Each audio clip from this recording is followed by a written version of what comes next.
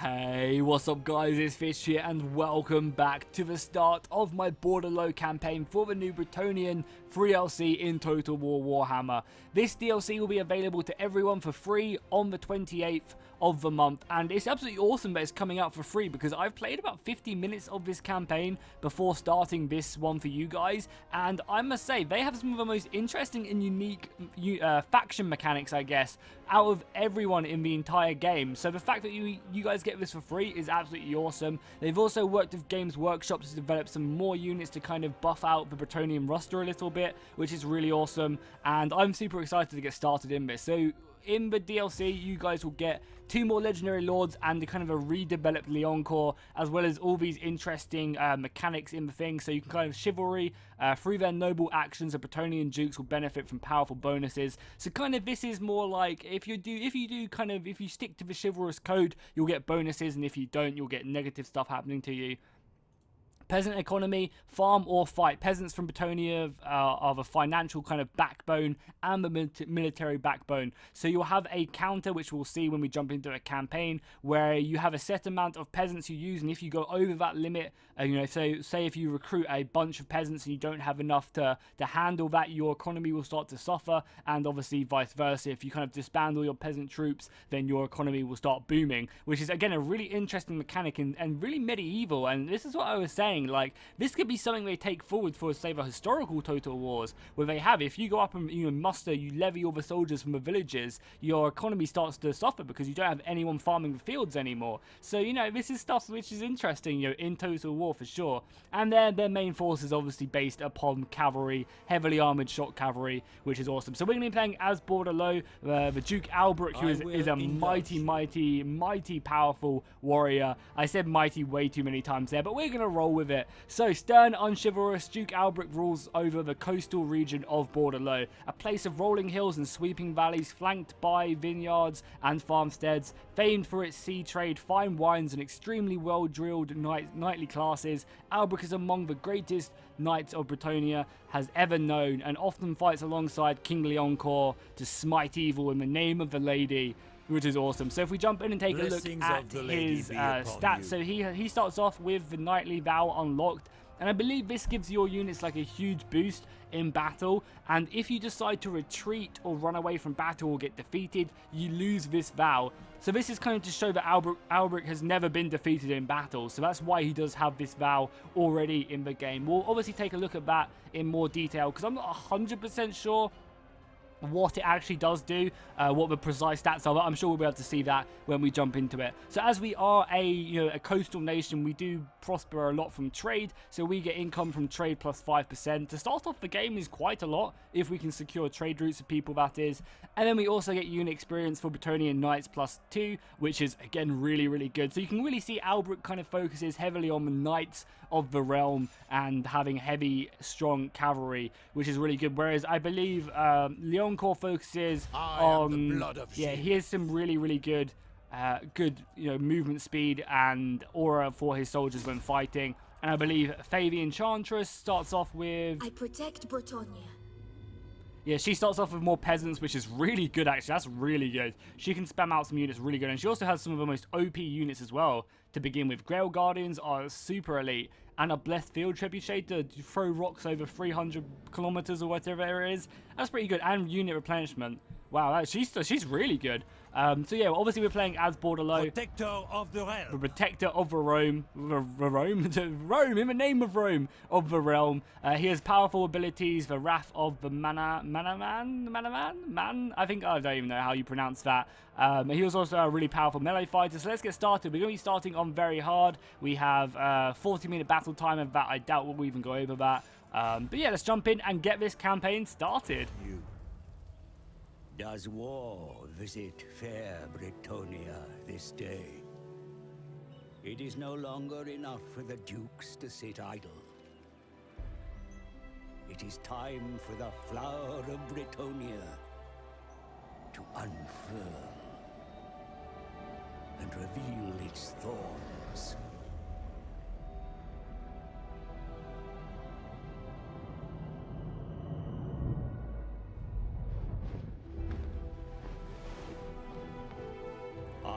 come to his this court with a wealth of knowledge that will aid this errantry war.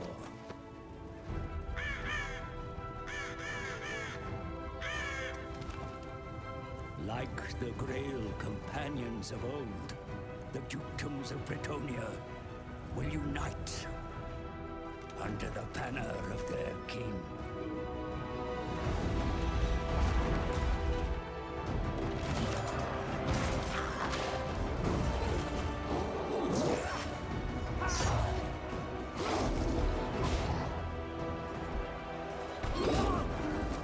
Let their enemies feel lance tip and blessed sword. Now is the age of chivalry and greatness. Now is the age of blood and battle. So that was a really, really good cinematic trailer. Ever since the Manfred von Carstein one, I think I've literally been so impressed with every single cinematic trailer they've dropped, and that was no exception. That was really, really good. So massive props to the team who worked on that. So as we can see here, we have like a little description about Alberic, which we'll run through and you obviously can read as well. The enemies of Duke Alberic of Bordeleaux are correct to shrink and run from his presence, for he is a mighty opponent, a knight almost without equal who has never been bested on the field of battle by mortal adversaries and unenchanted blades.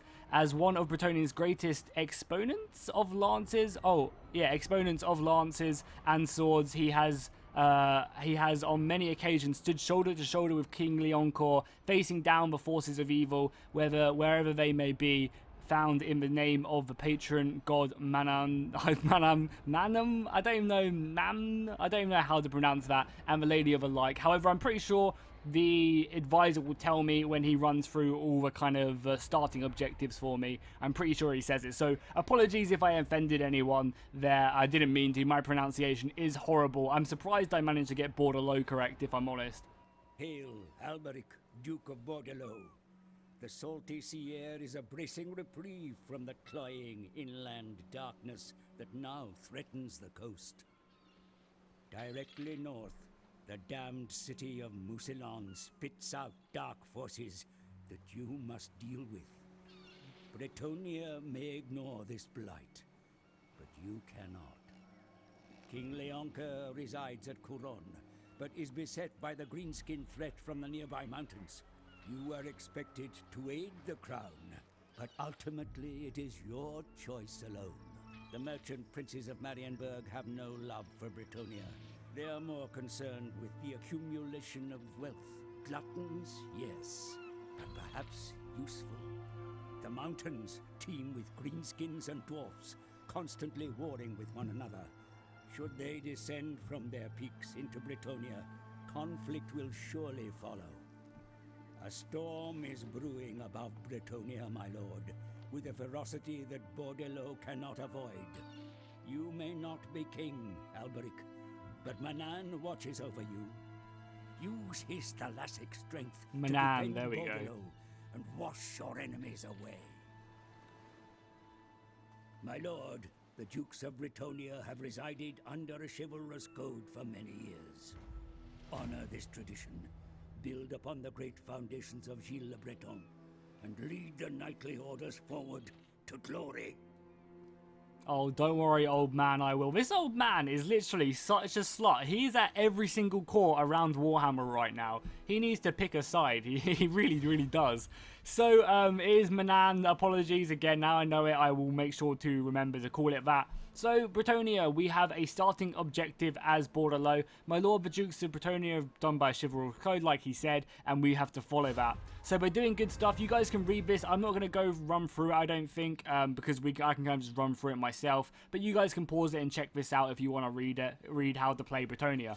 So they start off with a chivalrous code. You can see by doing actions you gain more chivalry. As well as that, there's some technology and stuff you can do and traits you can acquire which give you chivalry, a constant kind of build of chivalry which can boost you up. And these will give you, different bonuses and upgrades to your soldiers as you keep going up. Some of these giving you really good recruitment slots. They give you really good experience. And then finally the last one is just amazing. Look at that. And as well as that, you get to recruit the Green Knight. I believe you get to recruit the Green Knight, which is kind of like a super soldier you can call on in your hour of need. And he appears down here. You can see it right there. And you need to kind of boost your chivalry to unlock him. So I believe you get him these 4 times. Yeah, once you go up, you get kind of like 1 token to use every single time you hit one of these. And you only get him once per thing. So you can get him a max 4 times, I believe. And he sticks around for about 15 turns per time.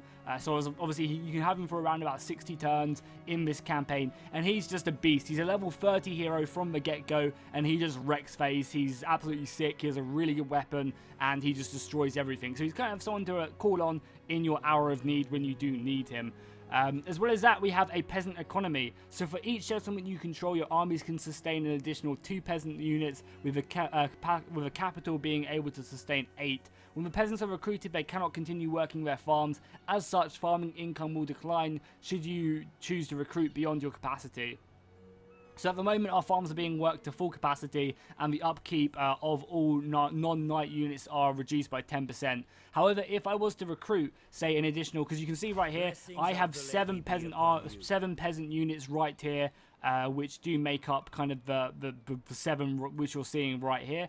And if I was to go over this limit, recruit 4 peasant units, then my economy would start taking a massive hit, which is again a really interesting mechanic, and I think that's awesome that they have added it in. So I believe that these guys start off with the Knightly Vow, which maintains the Knightly Vow skill and can maintain this unit in their army without penalty. So maybe if we don't have the Knightly Vow, the Knights of the Realm and other cavalry units start going away. I don't actually know, does it say what these, like, what the penalty is if I don't have the Knightly Vow? I guess it doesn't, but I guess we can find out at some point. So we have Alberic here. Again, he has a pretty cool skill tree right here. We have some interesting kind of Bretonnian ones right here, when we can go on like a questing vow and a grail vow as well, which really does help give a huge boost to certain units. You have Royal Pegasus, you can get on a Hippogriff, which I'm excited to get on, and some other interesting stats and abilities. I actually have some pretty cool boosts right here, which we'll get onto when we level him up. As well as that, if we look at the technology, we can see that they have obviously a really nice unique technology tree. Down here we have kind of tech to unify with all these factions around Bretonnia. I would like to see this technology be taken forward at some point, kind of just being like I don't know, just having like objectives and kind of like quests where you have to do something to get these guys on side to want them to confederate with you. Maybe marriages would have been a really cool idea to do within this, but it's still really cool. We have some stuff against the greenskins, obviously our economy stuff. So I'm going to start off by doing economy investment. Starting off a Total War campaign with economy is always a good idea. So we will go ahead and bring this guy on back into Bordeleaux. I think what I'm going to do is going to just max out my peasantry straight away, because we are at war with Mousillon straight away. The Red Duke is currently residing in his fortress right now, and I do want to wipe him out. I'm pretty sure this city does have this Mousillon has an insane garrison right now. They have 2 units of Black Knights, Crypt Horrors, Vargeist, and Black Knights with Lances and Graveguard. That garrison is insane. That's going to be hard to best for sure. So I think immediately we're going to have to go get some infantry. So we start off with some men-at-arms, which are obviously a new unit. We'll pick up 2 of them, I think, and then some archers. And that should kind of round out my army, because that's going to bring me to my limit of my peasant economy, and I don't want to be going over that limit anytime soon. So we're going to get another unit of archers and then some more infantry to help out. But I mean, we do start off with 4 units of Knights of a Realm, so that's pretty impressive. And obviously we have a Paladin as well. Because we're not going to war or anything, we're just going to go ahead and drop this Paladin to do his ability. He increases the control, which is public order, by 5 straight away. So we'll pop that, and we're actually already happy, which is really, really good. We can look at diplomacy to start off. We'll see if anyone does want to trade, because obviously we do get more money through trades. So we got Faye the Enchantress, the other legendary lord down here. You don't want to trade, but do you want a non-aggression? You do. Do you want to trade now? You don't. That's fair enough. Does anyone else? That stone, do you want to trade? You don't. I mean, we can get non-aggressions with all these guys, but I might want to actually go to war with a few of these Bretonnian lords. Obviously, my main objective... Oh, you might want to. You don't. What if we get a non-aggression first? Non-aggression and trade? Do you like that? You don't. What about just non-aggression and then trade? What if I offer you a little bit of gold? You know, something to spice in the deal a little bit. So let's offer them like, I don't know, there's not a lot, but that's like 500 gold. Because that's still going to take 10 turns to pay. But, you know, no, okay, cool. We'll leave it. I'm sure our relations will boost up over time. Bretonnia, how are you doing, my good sir? Leoncoeur. You tread upon Bretonnian land. I'm like your duke. I'm your loyal servant. We fought beside each other several times. I'll have your will, and I'll have it now. Oh, Leoncoeur, we fought beside one another several times. No need to be so sassy with me. Jesus. If we look at our treasury, we can see that we are making a decent amount of gold, 700 gold a turn. It's not loads, but I'm sure it will do. Objectives, we just have to increase our chivalry at the moment. I believe, yeah, to 400, which is good in the Errantry War. And I think that's good. I think that's our first turn done. So let's go ahead and click play. I'm expecting... Oh, we have a... Oh, yeah, we own a province as well. Yeah, we own the whole of Bordeleaux, which is great. Just kind of a small little fief town down here. And obviously the beautiful castle of Bordeleaux right here. So I don't think I want to get these upgrades straight away. I don't think I really need them for now. But we do get men-at-arms with shields, which is going to be a cool unit to see. But for 2,000 gold, I think I'm just more than happy with just saving my money for now. So let's look at our edicts, I guess. So growth for peasant duty, better, lower recruitment cost and more recruitment. I don't really need that. Tax would be nice. Construction and research is kind of good. And then the final one is control and vampiric corruption reduced. I guess public order is pretty good to have for now. So let's pick up public order and then we might change to growth. Growth and public order would both be really good. But I mean, we're getting a ton of growth already. So another 20, I don't think will make that much of a difference. So let's end the turn, see what the Red Duke does do because we are at war. I'm expecting him to come in and raid me. That would make a lot of sense, but we have our army built now. So we can probably best him in the field, especially if we look at his army. So yeah, he's going to go across. Is he raiding me? Oh no, he's going into Bastogne. That's actually really useful for me.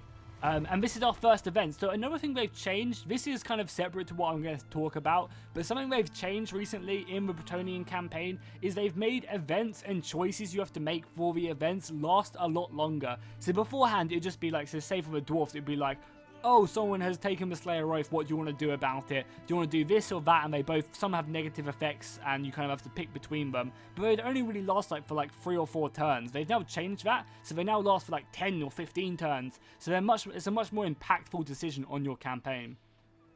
So this is an event that all the Bretonnian lords get. Your people live in fear for the evil stalkers, fair Bretonnia, the greenskins that infest the mountains and forests, harass and raid the surrounding villages with just sheer violence. They mass the hills and, you know, we have to kind of destroy them. So we get minus 20 public order for all provinces for 20 turns. So that's pretty disgusting. But luckily we do have that control right there and our paladin. So we're not really losing that much public order, if I'm honest. I mean, I could even untax untaxing the province wouldn't. Oh yeah, it would just about keep it normal, but we'd lose money, and obviously we need money. Money is good.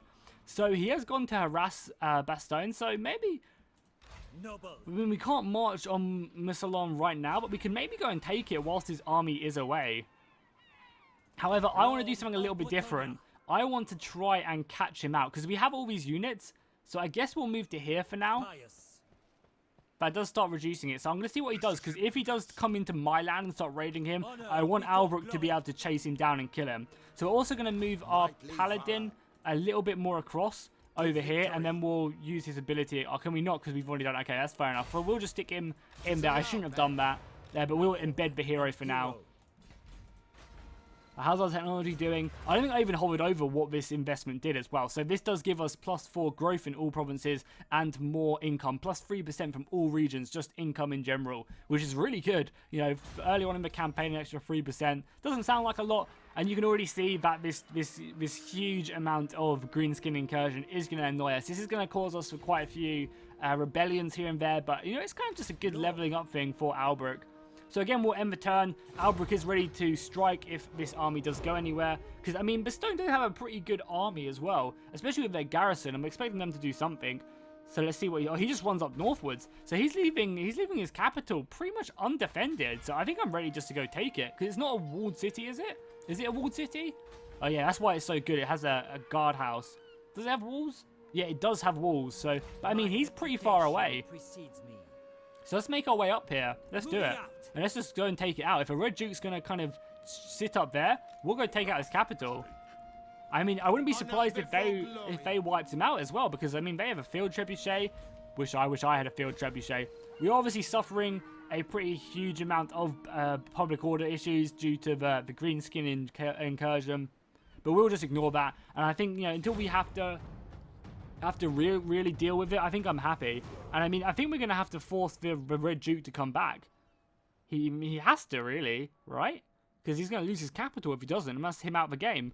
Yeah, he's gonna stay up, and I guess because he got over here and he can't really come back because he's in between my army and the Bretonnian army, so he's in a really tricky situation. So we are going to start this siege. Unfortunately, we don't have a trebuchet or anything like that.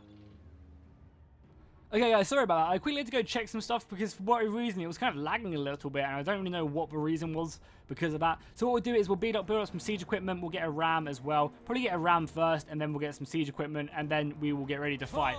Obviously, if we do if we do see the Red Duke coming anywhere, if he appears over here, I'm gonna break my siege and go and kill him, because I'd much rather kill his army and then besiege him than anything else. We obviously do have to be careful of our public order as well. The control is kind of dipping a little bit, but we do still have a couple more turns. And I think I'm going to need a siege missile on for about 2 turns before I do decide to attack it. So obviously we'll just have to keep an eye out for the Red Duke. I imagine he has gone round. Yeah, there he is. Is he going to attack me? Oh my god, that's not good. That's good. This is going to be a pretty insane battle if you ask me, to kick off the campaign. Like, the Red Duke army is awful. However, the garrison is not. Crypt Horrors, Vargeist, 3 units of Black Knights. Like, this is an insane army to begin off the game.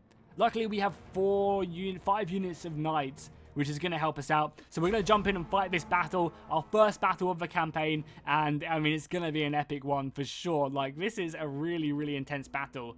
And if we lose this, then I don't even know what happens if we lose this. Luckily, we do have a defense, and if we look at the map itself, we have a really nice stream running through the entire battle. So we can form up on this hill and kind of use the river to slow down all the enemy forces. We can use our knights to charge down the hill at the enemy. This is going to be a really good battle for sure. Okay, guys, so if we look at the battlefield, you can see that it is the rolling hills of Bordeleaux, but if we also see the Red Duke is actually coming on behind me right here, and it's kind of an awkward position because there's not really much land I can actually deploy. But I guess my best bet is just to go kill him first, right? It has to be our best bet, to kill him, and then we move around and deal with the garrison army, which is coming on. So we're going to kind of form up our troops as best we can. I guess I'm going to have to stick the knights like round this flank and just come around and smash them, like so. So we'll form these guys up. If we go ahead and hover over this, we can see our formation, which gives us really good acceleration and decent acceleration and huge charge bonuses and charge speeds. Obviously, it does make us pretty difficult to, pretty susceptible, I should say, to missile fire. But luckily, the evil factions, I mean, the undead don't have any missiles whatsoever. Obviously, Alberic will lead the soldiers from the front. I want him to get some good experience, and he will be supported with his paladin. Then what do we have left? We have a few units of spearmen and peasant mob, which I'm probably not going to use. I'm going to save these spearmen for the Vargeist and the Vargolf, and the peasant mob can just sit back. Actually, no, the peasant mob is probably actually the best unit to fight with here, because it's kind of only zombies and stuff. So let's bring back all of these units, actually. I think that's going to be our best bet. So let's bring these guys back a little bit, and we can always advance them if we need to. So let's start the battle. We will advance the peasant mob a little bit. I want the archers to shoot as many volleys as they can. And I want Alberic as well to go kill the Red Duke along with his paladin as soon as possible. I want the archers, however, to be shooting. If we go on slow-mo quickly as well and watch this battle unfold a little bit. The archers, like the actual units, I didn't really even look at the archers. Oh, I want the archers to be shooting them bats straight away. Kill the bats archers. Yeah, we really want the bats to be killed. So if we look at some of our units, which I totally forgot about, let's pause it quickly and look at the units. You know, this is a big part of the campaign, and I completely forgot about it. Also, this battlefield is glorious right now. So my peasant mob are right here. They're armed with, some of them are armed with hammers and, you know, pitchforks and axes and nothing really spectacular. They're pretty weak and not great. But as we go back, we have my units of archers here, which again, you know, are pretty basic, just peasant archers, nothing too spectacular. They have their daggers and stuff. Then as we go back, we have our men-at-arms right here. These guys don't have shields or anything, just a sword and some light armor. Obviously, a helmet being probably one of the most important parts of armor, which these guys do have. Then as we move over, we have one of my favourite looking units of Bretonnia, of these foot squires. Again, they are armoured, they do have great swords, but they're not exactly amazing in combat. They're not like the knights of the realm or anything like that, but they're still pretty decent. I'm not going to lie, and obviously their great swords do look really nice. Really, really nice work on them great swords for sure. Then we have our knights of the realm in their formation. Again, they've been redone a little bit, some nice new shields and stuff. I love the feel to them. And then we have some knights errant, which kind of just have like longer kite shields more than anything else, and a little bit different armor as well, which is really, really unique. So yeah, let's go ahead and just click play on this battle. We have our 2 people charging in. The archers are trying to focus down the enemy line as best as they can. These guys are charging over them. I guess we'll just charge there and get these knights to charge in against them, and then we'll bring these knights around the flank as well. So the knights should, yeah, obviously send him flying. Is Alberic? Alberic's kind of stuck in the fight. I mean, I guess that's fine then. Yeah, you can already see how crappy our peasants are. So let's move up these forces. I don't want to use them yet. We'll get our knights around the side. So the knights come around the side and just destroy them. Yeah, charge in. Help Alberic. We're moving up these guys. The archers should be falling back. Yeah, all the archers should be falling back now. And then, yeah, our Knights of the Realm are charging in. Save Alberic. Oh my lord. Look at that destruction. We just sent them flying. That's disgusting. Now we want to try and flip these guys through now and then charge in there. You can notice that a lot of our soldiers are actually getting... What are these guys? Direwolves. Oh god, there's some direwolves here. Let's go deal with them quickly. And then these knights get around the side. These knights should be more than capable of dealing with them. I'm pretty sure that Alberic has his heroic killing blow as well. So let's charge in and do a killing blow to these zombies. And that's pretty... Oh my lord. They are ripped through the zombies. That's disgusting. That is absolutely crazy. So that's pretty good. We pretty much cleaned up this entire army straight away. We're dealing with the Red Duke. We have a lot of our forces still remaining. Our archers can change focus and turn round. Our mob was just awful though. So, you know, these first couple battles probably aren't going to be great as I get a feel for all the units. Oh god. Yeah, that's not good at all. We need our spearmen over here as soon as we can. We need to be dealing with these Vargeists straight away. Just be focusing them down. I want to bring back my knights as well. I don't want my knights to be focused down by their lord. We've dealt with all of these guys, so these guys can reform. Yeah, we want our archers to be taking down them Vargol. Oh my god, we're actually doing so much damage to them. If we take a look, you can see his HP is already down. The spearmen are coming across to help out as well. We need these guys. All these archers, though, need to be focusing them down. Yeah, if we can kill them, that would be great. Our cavalry force can form up there now as well. The mob can come back. So that's the nice thing, I guess, about these forces, is the mob can probably come back a lot of the time. They're going to crash down on my archers, right, aren't they? So let's split these guys up a little bit. We've got spearmen coming across. How's Alberic doing in battle? We never even took a look at Alberic as well. And we press K again. We'll click play. Common archers, you need to be taking him down. Oh, they're going to be crashing down there, which is fine. In we go against the Black Knights, I guess. Charge in, boys. Archers continue to fight there. Nice clash against the Black Knights. I'm hoping that we'll come out on top here with 2 units of cavalry. I mean, they're in a really, really rushed formation, so I'm kind of okay with what they're doing here. Actually just demolishing the Vargolf there. Spearmen are going to get charged into there against the Black Knights, but that's kind of okay. Again, this is a really messy battle, which I do apologize for. I'm going to play it on slow-mo just so we can watch some more of this battle. I don't know if you guys want to see more slow-mo or not, then so please do let me know if you do in the comments down below. This has been a really messy battle because we've been fighting on 2 fronts. Luckily, though, we are doing a great job here. And did we take out the whole of a Vargolf? Oh, no, we still have a few. I don't think I even have that many men left. So let's take out these bats if we can, and then these archers need to be focusing down there. We need to try and break this formation as soon as possible. Spearmen come help against these bats, which are demolishing my unit there. Alberic can make his way up there, and I'm hoping we can reform the line at some point. All our cavalry has done a great job at killing these guys. So the archers turn face and start unleashing hell. We need to kind of finish up these Black Knights as soon as possible. You guys need to be focusing down there, and so do you guys. We need to be killing up as much, we need to be doing as much damage to these Cryptors as physically possible. Oh, they are still alive up there, as one just gets taken down. We are going to lose a unit of archers, though, which is very unfortunate. Our spearmen coming in here should be enough to ward off the bats, though, I'm hoping. Our right flank is doing okay for now. We've managed to deal with all these dudes now as well, which is great. Get in there. We've dealt with, the Duke is almost dead as well. Let's get these knights out of there. We need to do some charges into their line.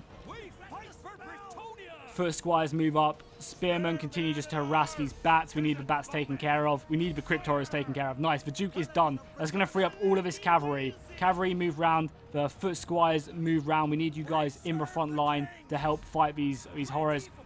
Cavalry, come in charge. Cavalry charge. Let's watch this, boys. For the lady.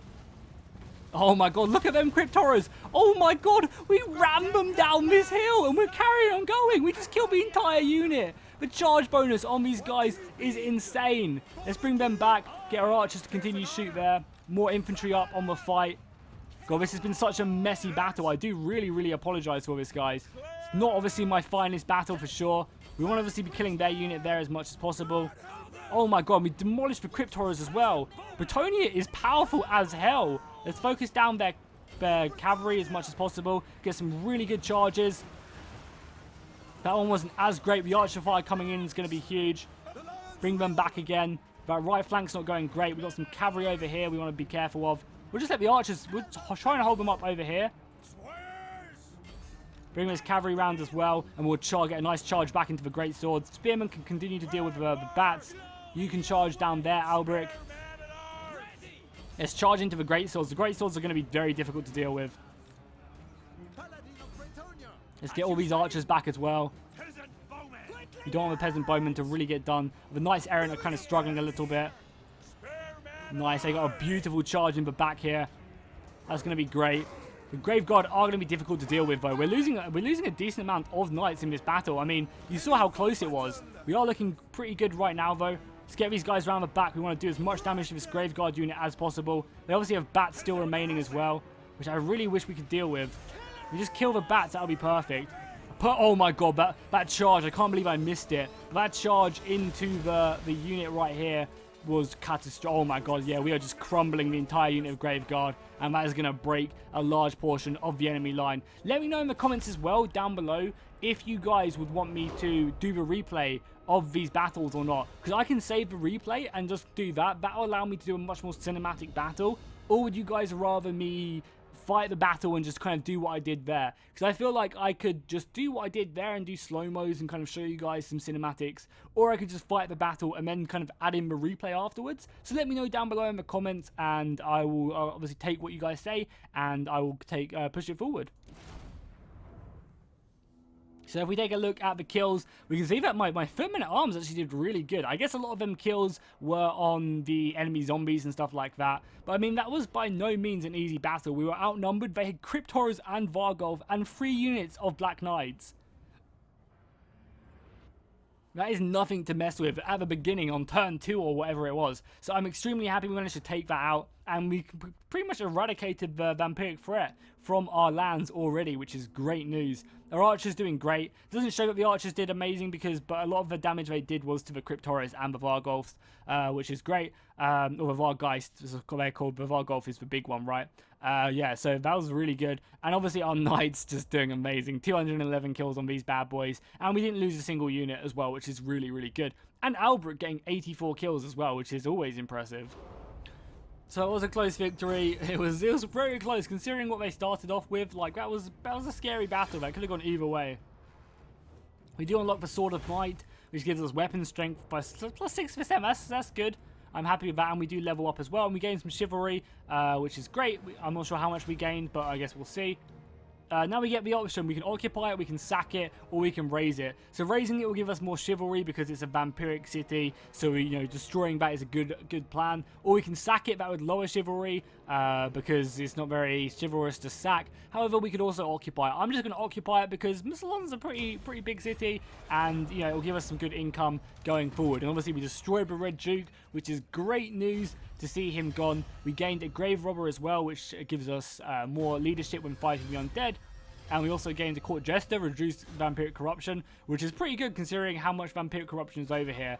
46%, so we need to get rid of that pretty soon. So if we look at the buildings, we have actually a pretty nice roster of buildings. I think what we'll be doing, or we could get some trebuchets here, get a carpenter's workshop, start getting trebuchets in the army. Grail Shrine, yeah, Grail Shrine would be pretty good. But it does help reduce vampiric corruption, which is kind of something we definitely need. And would also allow us to get, yeah, would also allow us to get Grail Knights. A smithy, allowing us to get better recruitment. Or we could get, you know, some weavers' workshops, some farms, more growth, or a pox shelter. That does give us more growth and casualty replenishment. What's our public order building? Oh, this is our public order building, right? Yeah, a brothel. Oh, the brothel costs chivalry. That's hilarious. That's actually really cool that it costs chivalry. That's nice as well that some of these buildings interlink. So you need to get farms and then you can get a windmill on it, but you need the farms first. That's really cool. That is actually really interesting. So I'm probably going to build the... Oh, I kind of guess...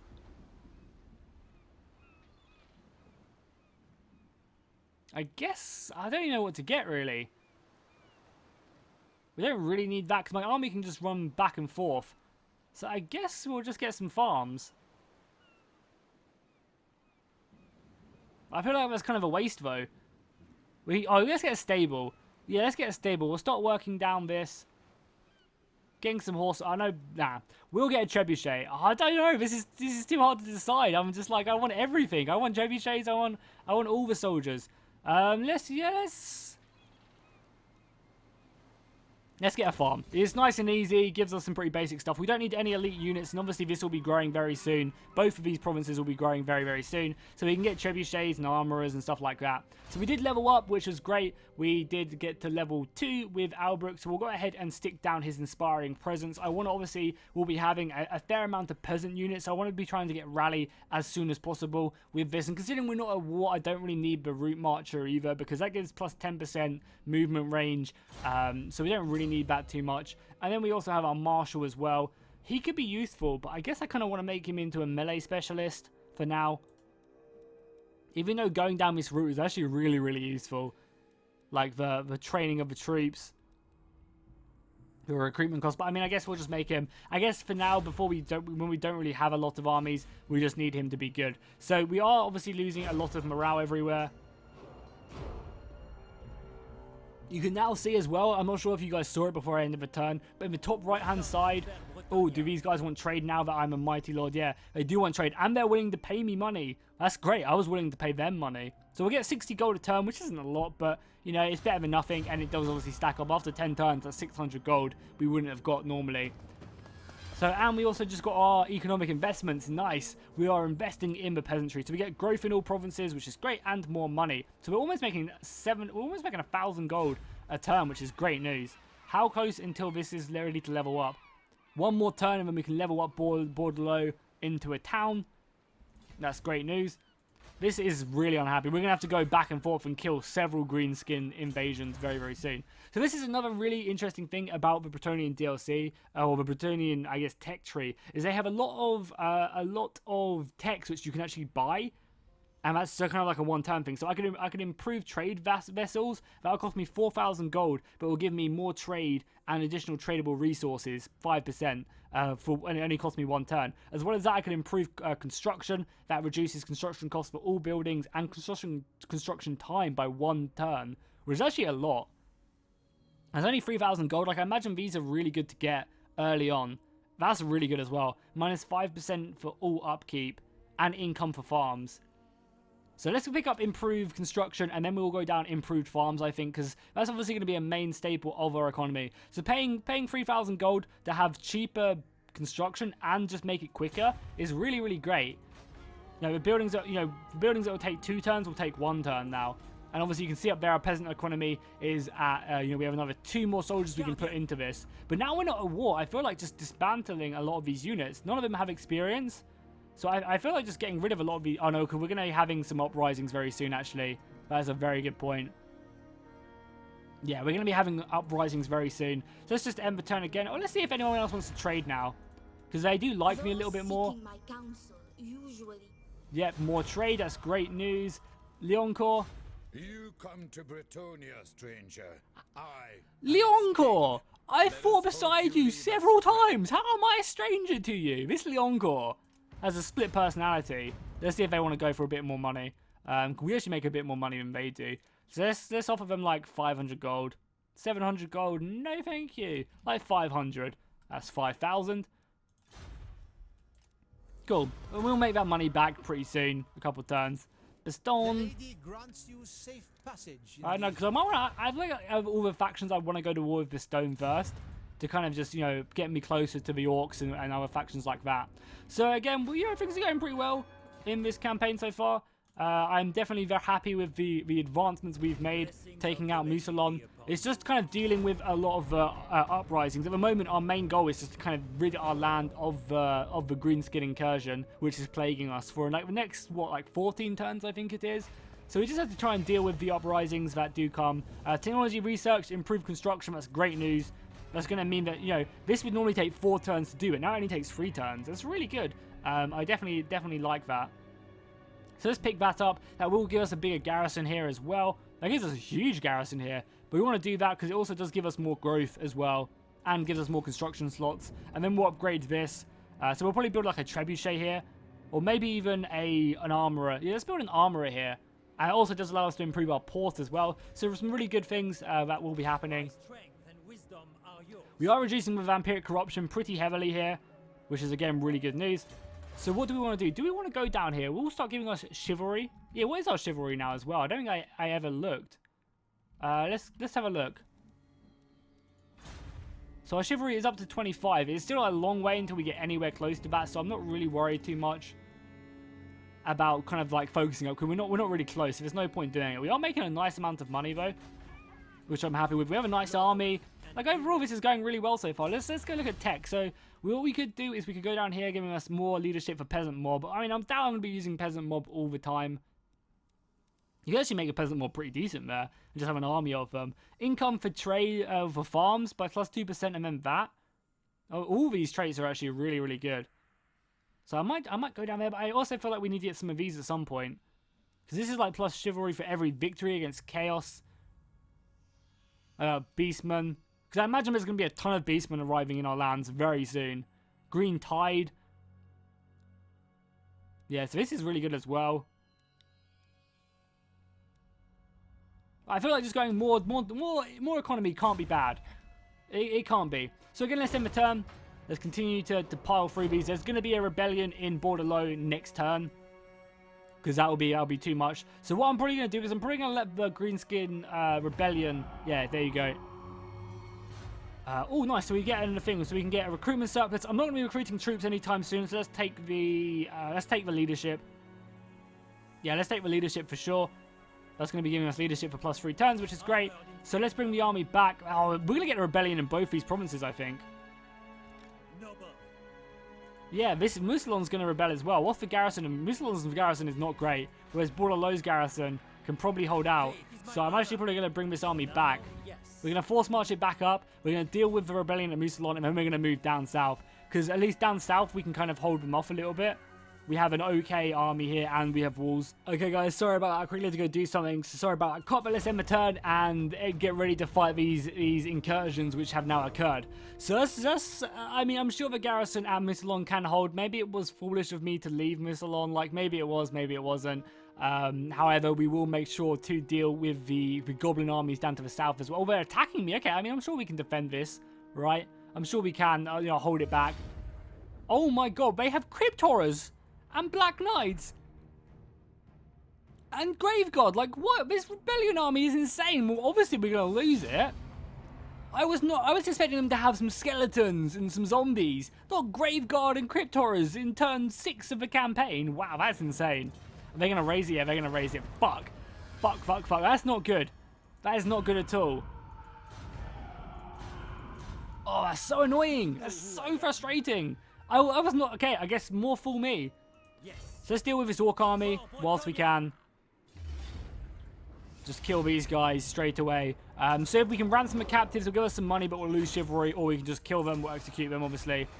They run away. Unfortunately, we can't catch them as well, which is a little bit frustrating. I still can't believe they had 2 units equipped. Like, if we look at this army, they have some orc boys and some goblin wolf riders. I was like, the garrison will be able to hold. They won't attack me. They have fucking Crypt Horrors and Grave Guard, and that's insane. Yes. I guess now I know I can push forward and not bother making that mistake again. So I guess now we probably want Route Marcher because we're going to be charging down a lot of these rebellions and stuff. I'm hoping, I mean, I'm sure they're not powerful enough to go there.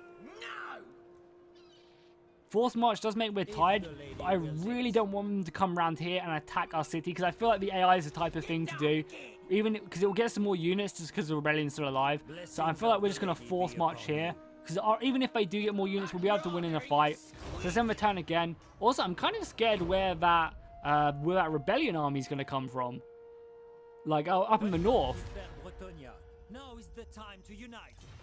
I really, this is like the faction I want to fight. Because we've got to trade with this guy. We haven't got to trade with this guy or this guy. I think we have got to trade with a few of these guys. I'm going to say no for now. Just because there's a few Bretonnian lords I maybe want to go to war with. Ready to serve. Yeah, good. Oh my god, we got so many more men. Oh, nice. We've got a Trident of Man.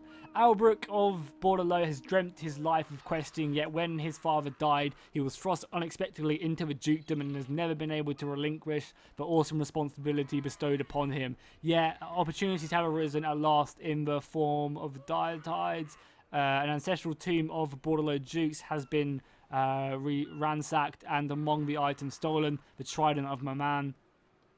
So, I think this is a quest battle, right? Yeah, quest issued. We have to send a paladin over here. Nice, that's like our first quest battle on the way. I can't believe we lost Mousillon as well. That does suck so much. So cool. I think this will be an interesting battle just to fight. So what I'm going to do is I'm going to end the episode now. And then next episode we're going to fight this greenskin incursion. Actually, let's have a look. Oh no, that's going to be an awful battle to fight. So we won't do that. Again, we'll just... I think they would have a bit more better units, but they don't. So killed in battle, nice. And obviously we leveled up again. I guess we'll push down here now. So we have aspiring knights, so we get plus leadership for foot squad. We just basically make foot squads really, really good. That's nice. Or we get leadership for all knights of the realm.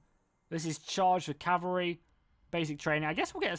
We don't really have many We don't really have many foot squads right now though. So I guess getting charge bonus to just cavalry units great, and it gets us down this tree of having more boosts. Because what is number 3? Yeah, number 3 is 10% charge bonus and 4 melee attack, which is pretty good. And we can maybe even get this as well to have more leadership. So Leoncoeur, you're safe for now. Just move into here then. Oh, we also got gifted with another paladin as well. For now, I'm just going to use this paladin to scout out the rest of Mousillon because obviously we want to take it, and then we're gonna occupy it. So we're actually gaining public order now. So I'm not going to start the quest battle straight away, but we'll be doing that in the next couple episodes for sure. So cool, I'm going to end the episode here. Some pretty crazy stuff happened. I think we had a pretty epic battle, even though it was a bit sporadic because we were fighting on two sides. Hopefully you guys enjoyed it though. Make sure to let me know what you guys want me to do. If you want me to do the replay of the battle, or a mix of both, or just do the battle live every single time, do let me know. I think what I'll be doing, I'll be uploading this series every single day, so make sure to keep checking out my channel. I'll also be doing some online battles here and there, but things are going pretty well. You know, it's unfortunate we lost Mousillon, but who would have thought that they would have got 2 units of Cryptorers, a unit of Black Knights, and 2 Graveguard? I was expecting some Skeleton Warriors, so I guess more for me. Make sure to drop a like and a comment if you enjoyed this, and I'll see you guys next time, and fish out.